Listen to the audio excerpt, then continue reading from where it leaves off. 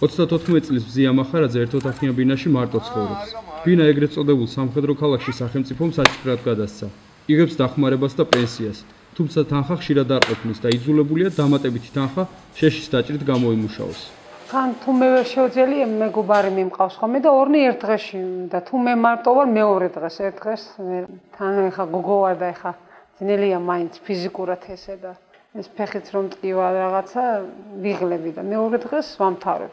და ვიყოფთ იმ თანხას 15 იმას 15 მე ანუ ერთი რეისის დაჭრა 30 ლარი საწოლი მაჩუქა ომარი პაპა ეს მაგიდა კარადა და სკამები ლედი დეიდან ვისთანაც ცხოვრობდი 4 წელი იმ ქალთან ესენი DVD და ტელევიზორი მთავრობა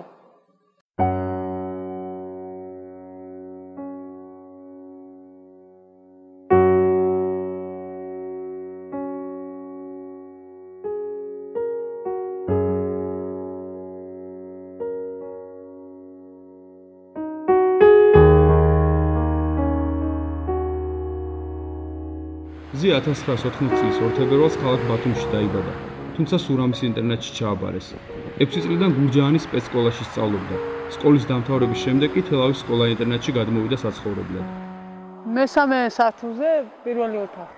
აქ ვცხოვრობდი 4 წელი.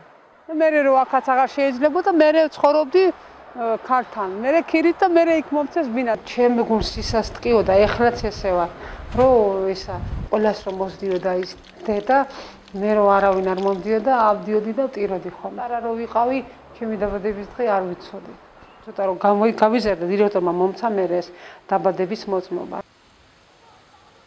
დედა ჩემი არის ნანა მახარაძე გურამის. დედას დიდი ხანია ეძებს. დღეს ზიას თავარი მიზანი დედის პოვნა და მასთან ჩახუტებაა. თუმცა ერთადერთი რამ რაც მასთან აკავშირებს, მხოლოდ ეს დაბადების მოწმობაა. მე რა იცი იმ დედას რა უჭირდა, მე ხო არ ვიცი. არ უნდა განიკითხო. მე არ მინდა იმის ყველაფერი, მე მაქვს ჭერი, ჩემი შემოსავალი, ცხოვრობ პენსიის დახმარებით და ვშრომობ ფიზიკურად რაც შემიძლია და მე იმ ქალისგან არაფერს არ ვიტყო. ღამე რო ვწები ღმერთს, თუ იმას ვეძებდი ღმერთო იპოვა მეთქი.